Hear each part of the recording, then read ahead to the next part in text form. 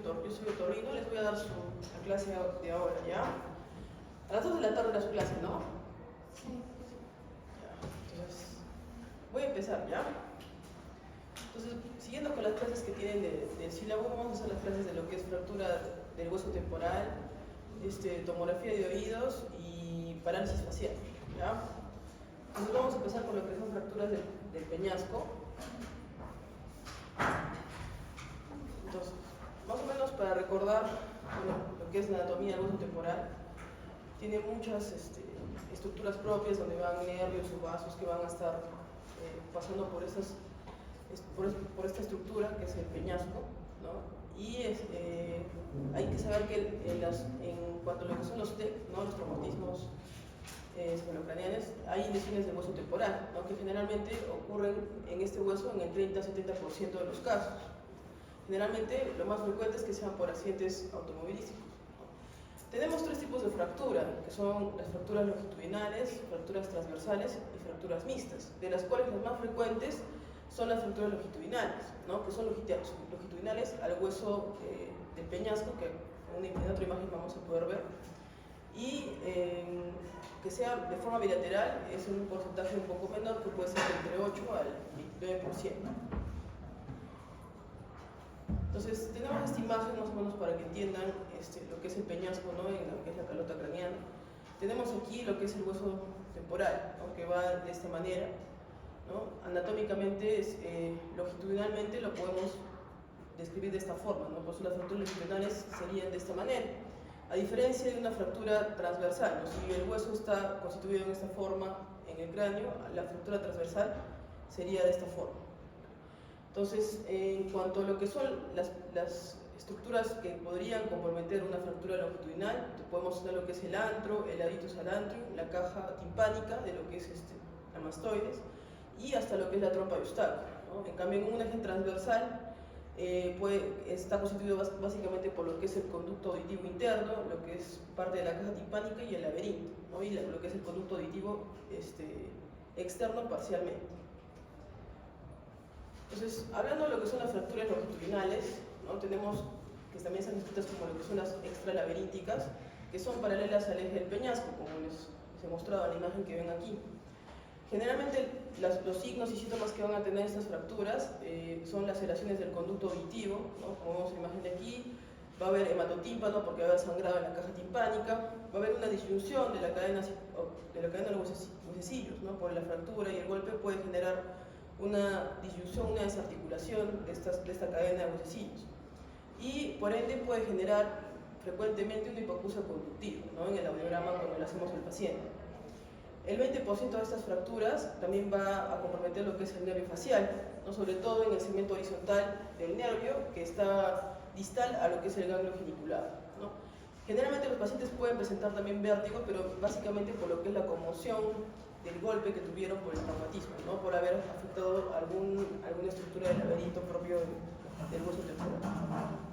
Entonces, en esta imagen, en la tomografía, para que más o menos se puedan orientar cómo son las fracturas longitudinales, ¿no? Este es el hueso temporal y es longitudinal al hueso de peñasco, al hueso temporal. La diferencia es la transversal, que sería en esta forma.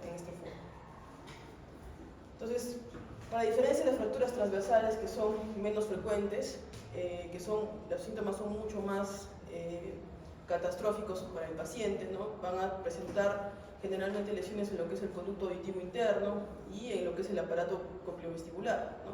Generalmente el gran porcentaje de estos pacientes va a presentar lo que es una hipoacusia neurosensorial acompañado de lo que son vértigos severos que pueden durar hasta 3 o 6 meses, ¿no? Va a haber un paciente que va a venir con nistagmus, que a pesar puede presentar parálisis facial y una hipoacusia neurosensorial en el audiograma, ¿no? Y la lesión del nervio facial en estos pacientes es casi el 50% de ellos, además también de la lesión del nervio auditivo, que también pueden presentar inclusive hasta cofosis los pacientes cuando tienen estas fracturas, ¿no? El sitio de lesión es generalmente en el conducto auditivo interno, que va a ser distal, ¿no? Al segmento horizontal de lo que es el ganglio geniculado, ¿no? Por ejemplo, también se puede observar lo que es el neumolaberinto, ¿no?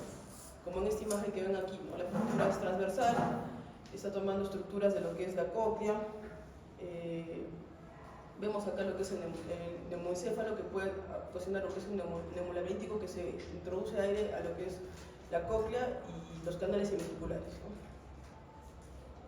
Y finalmente lo que son las fracturas mixtas o oblicuas, que pueden haber ambos trazos de fractura.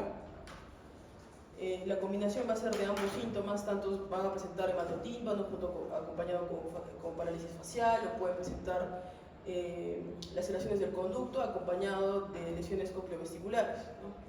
Y generalmente se dice que son las fracturas más frecuentes, ¿no? Porque no acompañan una fractura o sea, no es una fractura como que definida, por lo cual se dice que la mayoría de ellas en los traumatismos son las fracturas mixtas, ¿no?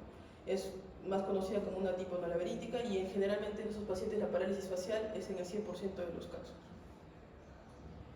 Entonces, más o menos para que entiendan la diferencia entre cada uno, lo que es longitudinal y transversal es un pequeño cuadro, lo que ya les acabo de explicar. Entonces, hay una diferencia de dónde afecta cada trazo de fractura y cuáles son los síntomas y signos que va a tener cada uno. Nosotros tenemos que fijarnos en la tomografía cuando le pedimos a los pacientes con traumatismos encefalocranianos, ¿no? Evaluar lo que es el hueso temporal, el conducto auditivo externo, los huesecillos, tanto lo que es el conducto auditivo interno, el canal del nervio facial, porque el nervio facial, la mayoría de los segmentos pasan por el hueso temporal, y también, bueno, lo que es el laberinto, el canal laberíntico, o como también el canal carótido anatómicamente, que más adelante les voy a explicar en las tomografías, ¿ya?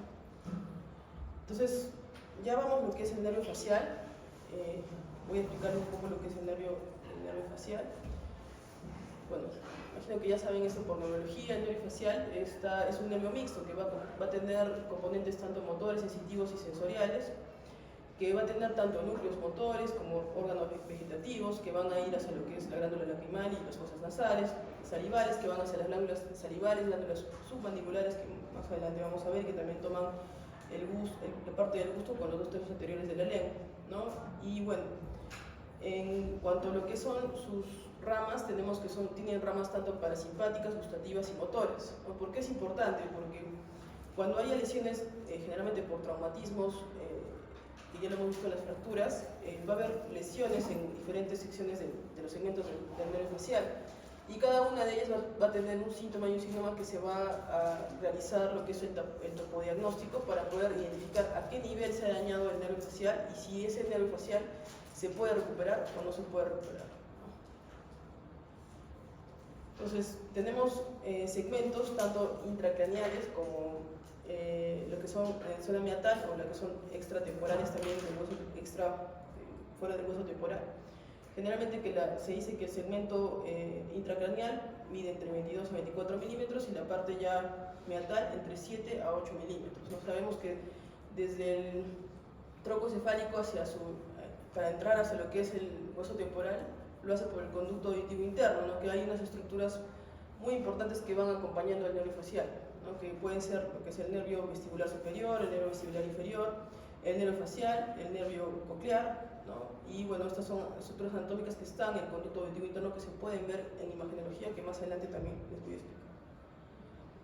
Entonces, como les he explicado, el nervio facial tiene porciones, ¿no? Que son laberínticas, timpánicas, mastoidea, y a las que son fuera de lo que es el hueso temporal. Tenemos lo que es la parte laberíntica, que mide más o menos entre 3.4 milímetros, que va desde el conducto auditivo interno hasta el ganglio geniculado, más o menos como ven en la imagen de aquí. Generalmente en su trayecto va a expulsar 2 a 3 ramas que van a ir a hacer diferentes funciones, que más adelante también vamos a comenzar a ver. En su porción timpánica, que más o menos entre 8 a 13 milímetros, que ya es en lo que es la caja timpánica, lo que es la parte descendente o mastoidea, ya que se introduce el hueso de la mastoides, ¿no? Que va desde una estructura anatómica de la eminencia piramidal que está en la caja timpánica hasta el agujero, su salida por el agujero estilo mastoideo, ¿no? Más o menos por la imagen que ven aquí, más o menos mide entre 8 a 14 milímetros, y en su trayecto va a emitir 3 ramas. Y finalmente ya lo que es la parte extratemporal, ¿no? Que ya va desde lo que es el agujero estenomastoideo hacia sus ramas para hacer la parte de la cara, ¿no? De la zona facial, que ya se dividen en otras ramas para otras funciones que son fuera de la parte temporal.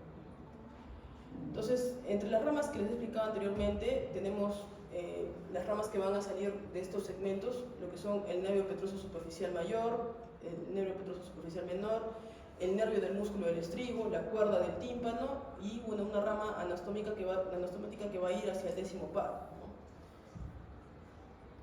Y entre las ramas que son extratemporales tenemos que son la rama anastomática que va con el 9º par, una rama sensitiva que va al conducto auditivo externo, una rama que va hacia la zona auricular posterior, una que va hacia el diente del músculo digástrico en la parte posterior, otra que va hacia las zonas de los músculos gloso-estafelino y el estilogloso, y bueno, el estiloioideo. Entonces, más o menos para que entienda un poco lo que es el nervio facial, en grandes rasgos, ¿no? Bueno, tiene una longitud de 35 milímetros en el hueso temporal, generalmente va acompañada de lo que es, bueno, la arteria estilomastoidea cuando recorre el hueso temporal, que generalmente en los segmentos mastoideos y timpánico es un poco de menor diámetro, y cuando está en la porción laberíntica es donde se vuelve un poco más ancho el nervio facial, con lo cual explicaría cuando hay compromisos isquémicos sería mayor a nivel de esta zona de la porción laberíntica del nervio facial. Entonces, bueno, esto es básicamente para que entiendan cómo se puede hacer el daño del nervio facial, ¿no? Hay clasificaciones que pueden ser esa clasificación de Sutherland que va a determinar, por ejemplo, si hay una neuropraxia, cuando hay un bloqueo de la conducción, pero hay una continuidad axonal, una axonetmesis, que es la interrupción de los axones, pero siguen con la preservación de la vaina de Schwann, la neuroetmesis, que es la interrupción total, ¿no?, de los axones y degeneración de las células de soporte. Y esto es importante porque nosotros, como otorrinos, cuando hacemos la evaluación del nervio facial con los diferentes exámenes que usamos, por ejemplo, de electromiografía o electroneurografía, para determinar el daño del nervio para ver si es recuperativo, ¿no? Nosotros podemos hacer lo que es una descompresión del nervio facial si es que había una fractura en la zona de los segmentos que les acabo de explicar. Va a depender de estos exámenes, ¿no?, para ver si es candidato a una descompresión del nervio facial o a una anastomosis usando nervios de otros, por ejemplo el nervio auricular mayor, que se usa mucho para regenerar, o sea, hacer una nueva conducción cuando se daña el nervio facial en la zona del hueso temporal. Es lo mismo que les acabo de explicar, para que me entiendan en una imagen cómo es que hacemos la evaluación para clasificar según el daño neuronal que tenga el nervio facial. Esto básicamente cuando hacemos fracturas, ¿no?, del hueso temporal. Entonces, estos son los tests que usamos, ¿no?, que es bueno, el test de excitabilidad del nervio, la electroneurografía, la electromiografía, el test de estimulación máxima, y bueno, que estudian lo que ya les acabo de explicar, que es la neuropraxia, la xantomesis y la neuroetmesis.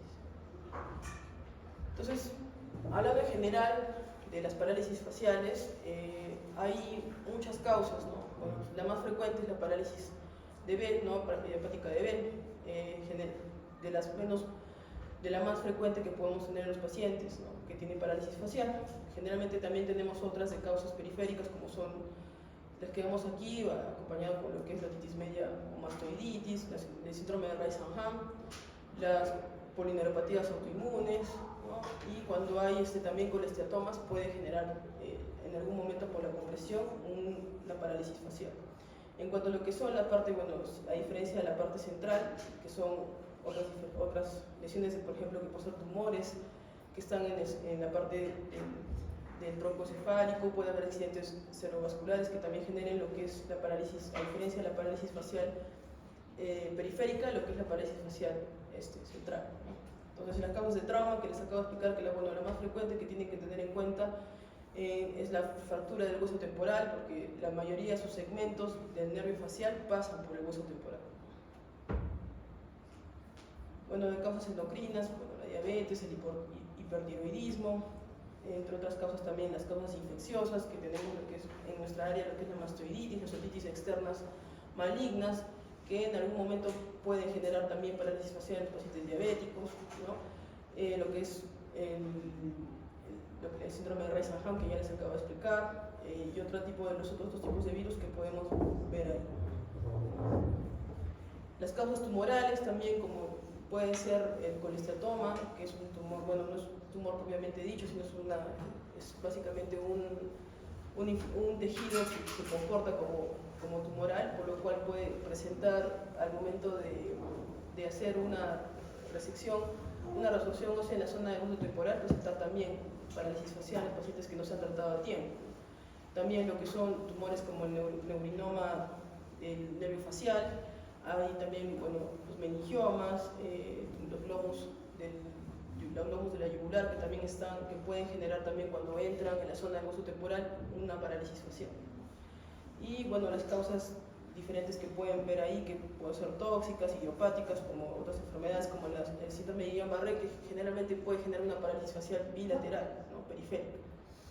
Y bueno, las iatrogénicas, que también, por ejemplo, en estas iatrogénicas están las cirugías, las mastoidectomías, que a veces se realizan en los pacientes de colesteatoma o de tumores que nosotros hacemos, podemos generar de una forma iatrogénica una parálisis facial en el paciente. Y bueno, dentro de las causas más frecuentes, como les he explicado, la idiopática es la más frecuente, la parálisis de Bell, y posteriormente lo que es las causas traumáticas asociadas a lo que es la fractura del hueso temporal. Entonces, como les he explicado, la parálisis facial bilateral es muy poco frecuente, es más asociado al síndrome de Guillain-Barré, y en otras causas podrían ser todos estos síndromes que ven ahí, síndrome de Mobius, sarcoidosis, la distrofia tónica. Entonces, lo que yo quiero que se lleven también en cuenta es este cuadro. Este cuadro lo voy a tomar en el examen, así que por favor apréndanse de memoria. Van a venir, si las preguntas de mi parte van a venir de eso, porque para mí es lo más importante en lo que es en biotorrino, de la parte de uso temporal. Nosotros hacemos lo que es el topodiagnóstico. Cuando hay un accidente, un accidente que genera un traumatismo cefalocraniano, nosotros hacemos topodiagnóstico a todos los pacientes cuando presentan parálisis facial. Y es básicamente para ver a qué nivel se ha hecho el daño del nervio facial, ¿no? Por ejemplo, si ha sido a nivel del ganglio geniculado, si ha sido a nivel del primero o segundo segmento, si ha sido a la presión laberíntica, timpánica, mastoidea, ¿no? Entonces, dependiendo a qué nivel se ha dañado, por ejemplo, si el daño ha sido antes del ganglio geniculado, puede estar implicado lo que es la producción de lágrimas, va a estar implicado lo que es la reacción del músculo del estribo. Cuando hacemos una timpanometría no va a haber reflejos estapediales. También va a estar afectado lo que es en cuanto a lo que es lo salado y el dulce en los dos tercios anteriores de la lengua, ¿no? Y dado por la cuerda del tímpano, ¿no? Entonces, ven estos duendecitos que están aquí, es más o menos donde daña el nervio facial, es lo que va a comenzar, lo que hacemos en el topodiagnóstico nosotros como otorrinos, ¿no? Entonces, ¿el topodiagnóstico en qué consiste? Nosotros hacemos lo que es el test de Schimmer para ver si es que el daño ha sido a nivel por encima o debajo de lo que ha sido la rama del nervio petroso superficial mayor.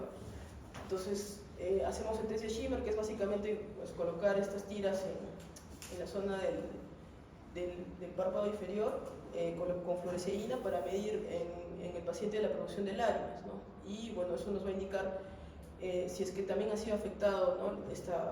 La glándula lacrimal, que está dada por el nervio petroso superficial mayor, la producción de lágrimas, ¿no? Igual lo que es el reflejo estapedial, cuando hacemos la timpanometría y los reflejos estapediales, evaluamos lo que es la rama del músculo del estribo, ¿no? Que si esto está dañada y hay ausencia de reflejos, también nos indica a qué nivel ha sido el daño del nervio facial cuando había un traumatismo, ¿no? Una fractura del hueso temporal. Y bueno, lo que es la electrobustometría o también hacer test en los pacientes con ácido, bueno, en este caso puede ser azúcar o sal, para ver si el paciente tiene los dos tercios anteriores de la lengua afectados, ¿no? Si es que no tuvieras para hacer lo que es la electrobustometría. Y bueno, finalmente lo que es el flujo salivar, cuando está afectado las glándulas salivales, las glándulas submandibulares también, por lo que es la cuerda del tímpano, para ver si ha sido afectado, a qué nivel.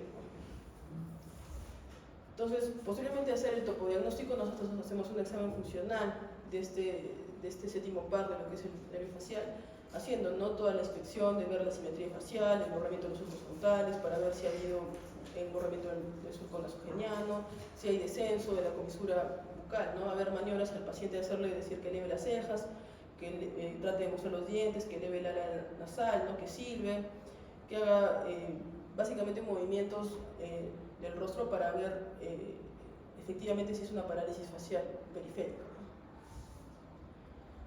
Y otra de las clasificaciones que es importante para ver el grado, ¿no?, después de haber hecho estos movimientos es esta clasificación de House of Brandman, que es para ver el daño del nervio en los movimientos de la cara, ¿no? Por ejemplo, si ha sido tipo 1, vamos a ver que hay movimientos faciales normales y una deformidad leve, ¿no? Por ejemplo, si es un tipo 2, que hay una deformidad facial obvia, pero no desfigurante, que va a tener cierre ocular presente, ¿no?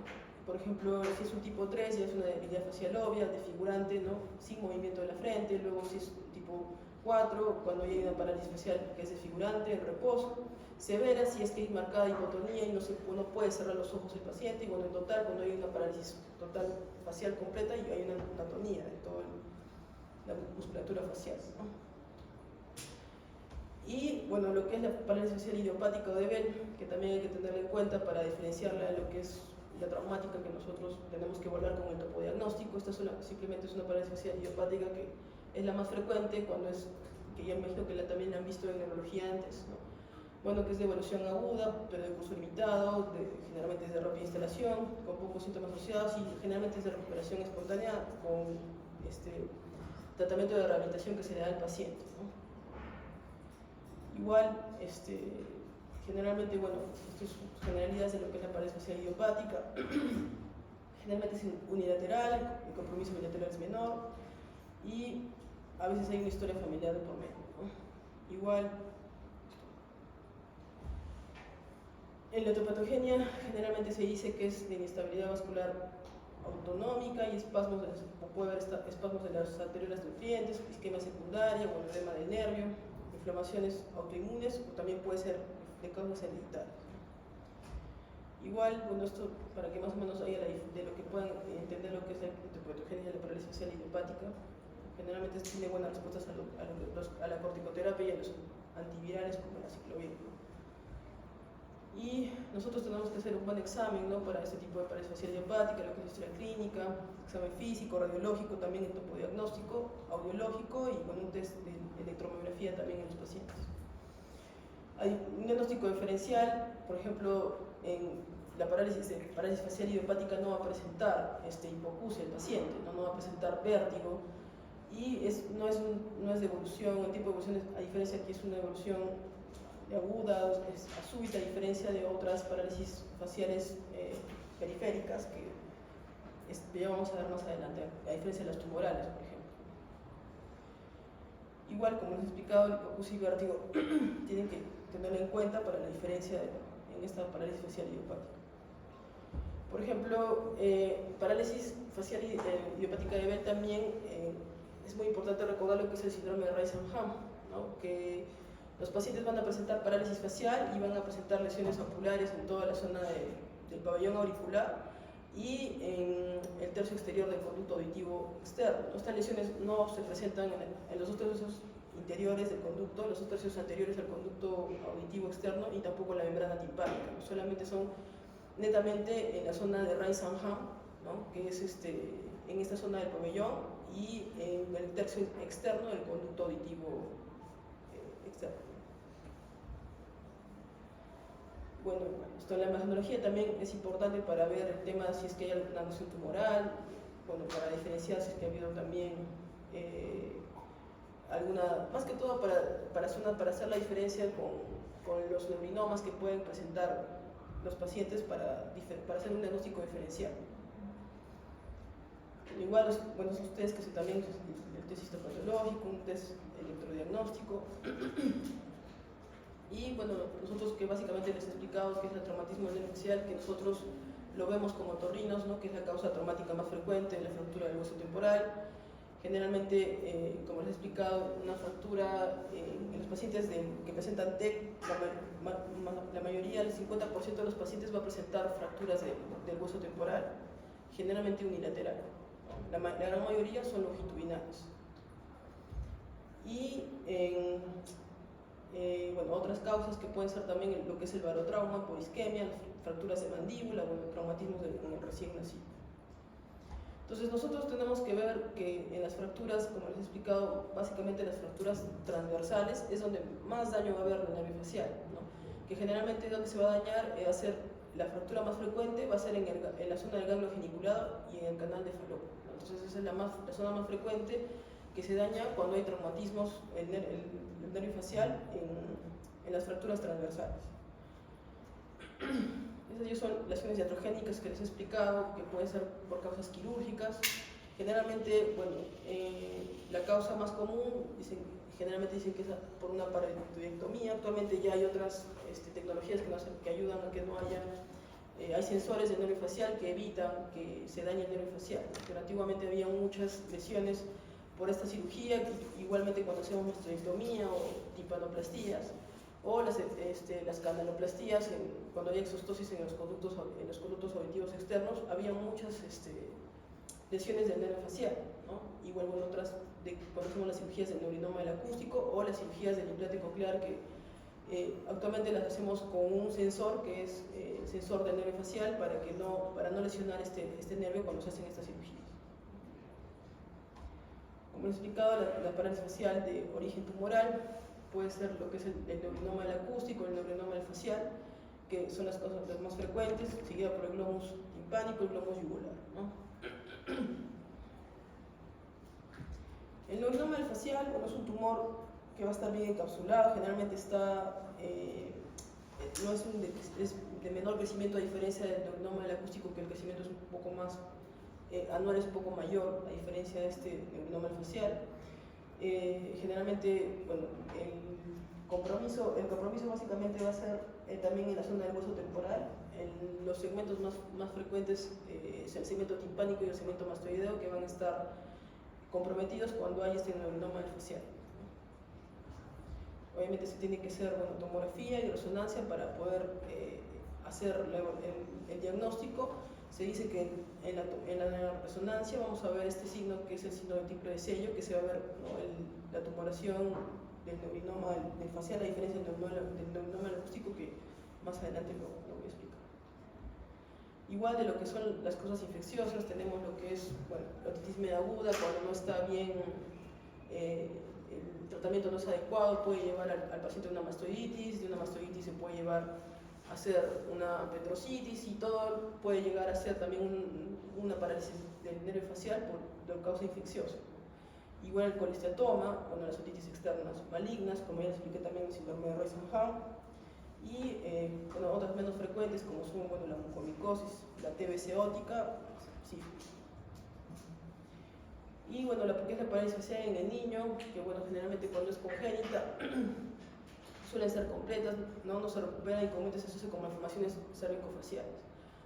Pueden ser bilaterales y generalmente el síndrome más frecuente que se puede presentar es en el síndrome de Mobius, ¿no?, que generalmente también hay anomalías congénitas en la cóclea de los pacientes que tienen este síndrome de Mobius y tienen parálisis facial en los niños, por lo cual también van a presentar hipoacusias, o sea, de niños van a tener anacusia, no van a escuchar, tampoco son candidatos a implante coclear, por lo que no tienen desarrollada la cóclea.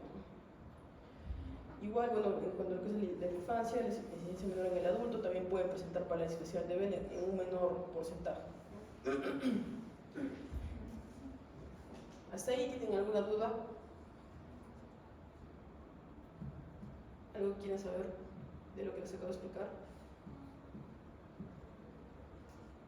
¿No? Imagenología yo les voy a explicar lo más básico de tomografía de oídos, ¿no? Porque tomografía de oídos es bastante complejo, porque hay mucha anatomía dentro de la caja timpánica que ya es más de especialidad. Entonces yo les voy a explicar lo más básico para que ustedes puedan, cuando hagan su internado o hagan su CENUM, o no sé si alguno de ustedes vaya a ser otorrino, lo puedan entender, ¿no? La tomografía de oídos, que es muy frecuente en los traumatismos encefalocranianos cuando llegan por emergencias, siempre se tiene que ver la zona de hueso temporal para ver si ha habido una fractura en esa zona, ¿no?, y ver qué estructuras han sido las que se han dañado, ¿ya?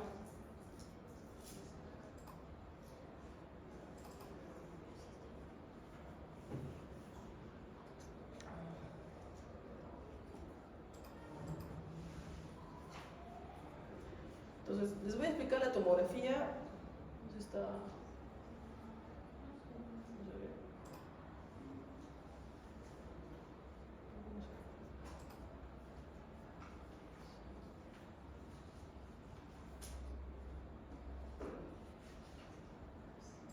Vamos a ver.